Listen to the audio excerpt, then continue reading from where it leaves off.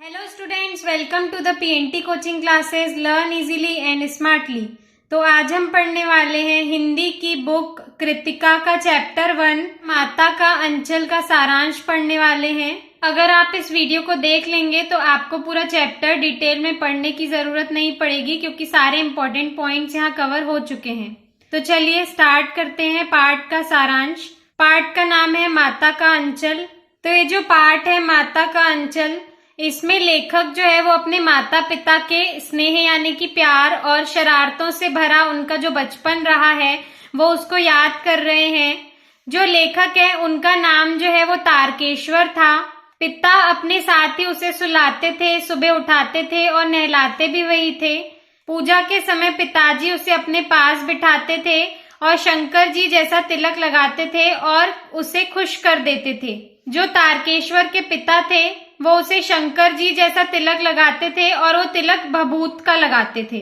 फिर लेखक जो है वो आईने में बड़े बड़े बालों के साथ अपने तिलक लगे चेहरे को देखते थे, तो पिता जो थे वो मुस्कुराने लगते थे जब लेखक आईने में देखते रहते थे अपने आप को, और लेखक शर्मा जाते थे। पूजा के बाद पिताजी उसे कंधे पे बिठाकर गंगा में मछलियों को दाना खिलाने ले जाते थे, और वो जो दाना होता था वो राम नाम लिखी हुई पर्चियों में लिपटा होता था।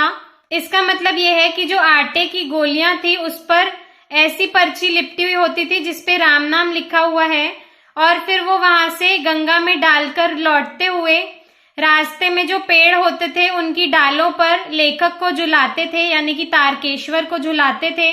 घर आकर उसे अपने साथ खाना खिलाते थे।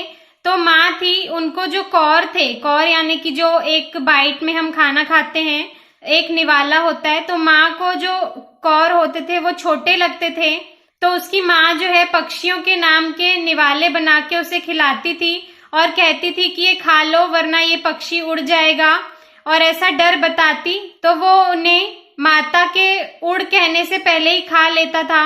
खाना खाने के बाद माँ उसे झपट के पकड़ लेती थी और फिर वह रोते रहता था, लेकिन फिर भी उसकी माँ उसके बालों में तेल डाल के कंघी करती थी, फिर कुर्ता टोपी पहनाती थी, चोटी में फूलदार लट्टू लगा देती थी। जैसे पुराने जमाने में एक फूल लगा करके बच्चों की चोटी कर देते थे, वैसा फूलदार लट्टू लगा देती थी।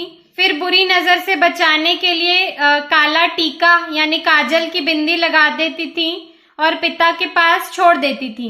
फिर वहां अपने मित्रों को खड़ा देख कर के जो लेखक थे तारकेश्वर थे वो रोना भूल जाते थे और खेल खेल में लग जाते थे। पिताजी तारकेश्वर को बहुत लाड करते थे, प्यार करते थे। वे कभी उसके हाथों का चुम्मा लेते थे, यानी जैसे पिता उसके हाथों को चूम लेते थे, कभी दाढ़ी मूछ गड़ाते थे उसे। पिताजी जो थे वो तारकेश्वर के साथ कुश्ती खेलते थे और बार बार हार जाते थे। घर के सामने ही खेले जाने वाले खेलों में मिठाई की दुकान लगाते थे और 2-4 गोरखपुरी पैसे देकर सभी लोग उसमें शामिल हो जाते थे। पिताजी भी उनके साथ शामिल हो जाते थे। अलग अलग चीजों से वो मिठाई की दुकान लगाते थे। फिर कोई ग्राहक बनता था, कोई दुकानदार बनता था, और फिर वे लोग मिठाई की दुकान का खेल खेलते थे। फिर वो दूसरा खेल खेलते थे घरौंदे के खेल में। वो एक लाइन लगाते थे खाने वालों की पंक्ति में। पिताजी जो थे वो आखिरी में चुपके से बैठ जाते थे। जब लोगों को खाने से पहले ही उठा दिया जाता तो पिताजी पूछते थे कि भोजन कब मिलेगा। फिर एक और खेल होता था, उसमें बारात के खेल में दुल्हन की जब विदाई होती थी तो चूहेदानी की पालकी में जो पिताजी थे वो दुल्हन के मुंह से कपड़ा हटाकर देखते थे और बच्चों को खूब हंसाते थे। फिर वो एक और खेल खेलते थे खेती किसानी का।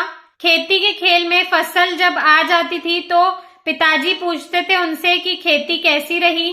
तो लेखक जो थे वो अपने मित्रों के साथ आसपास के छोटा मोटा सामान जुटा करके इतनी रुचि से खेलते थे कि उन खेलों को देखकर सभी लोग खुश हो जाते थे और बहुत ही खुश होकर के सभी मिलजुल कर खेल खेलते थे। रुचि यानी कि इंटरेस्ट से सब लोग खेल खेलते थे। अब क्या होता था, तिवारी नाम के एक जान पहचान वाले बूढ़े थे, उनका मजाक उड़ाते थे और आंधी आने पर लोकगीत गाना। आंधी जब आती थी, आंधी तूफान, उस समय लोकगीत क्या होता है, यानी कि एक ऐसा गीत जो कि एक पर्टिकुलर रीजन या पर्टिकुलर एरिया, पर्टिकुलर क्षेत्र में गाया जाता है, जो कि वहां के एरिया का फेमस है, उसे लोकगीत कहते हैं। तो लोकगीत गाते थे आंधी आने पर। लेखक और उसके मित्रों की ये आदत बन गई थी कि वो आंधी आने पर लोकगीत गाते थे और तिवारी नाम के जो बूढ़े थे उनका मजाक उड़ाते थे। फिर एक बार जो तिवारी जी थे उनका मजाक उड़ाने पर जो अध्यापक थे उन्होंने लेखक की बहुत ज्यादा पिटाई की। फिर पिताजी ने उसे बचा करके उसे सांत्वना दी, सांत्वना यानी कि सहानुभूति दी। फिर पिता द्वारा घर लाते समय मित्रों के मिलने पर, जब उन्हें मित्र मिले घर आने पर, तो वो सब भूल गया और खेतों में चिड़ियों को पकड़ने के लिए चला गया, उसकी कोशिश करने लगा। चिड़ियों के उड़ जाने पर जब वह टीले पर आगे बढ़ा, टीला यानी होता है कि एक ऐसी जगह जहाँ पे बहुत सारी मिट्टी जमा की हुई हो, मिट्टी का ढेर लगा हो, उसे टीला कहते हैं। तो वहां पे आगे बढ़कर चूहे के बिल में उसने आसपास का भरा पानी डाला, यानी कि चूहे के बिल पे उसने पानी डाला तो उसमें से एक सांप निकल के आ गया।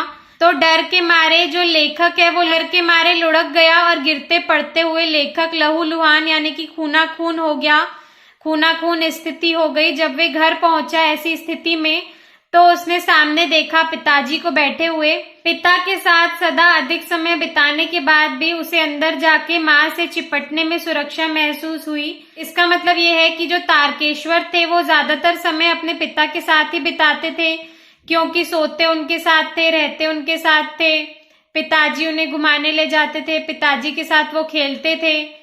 लेकिन उसके बाद भी उसे अंदर जाकर माँ से चिपटने में ही सुरक्षा महसूस हुई। माँ फिर बहुत घबरा गई थी उसे ऐसी हालत में देखते हुए।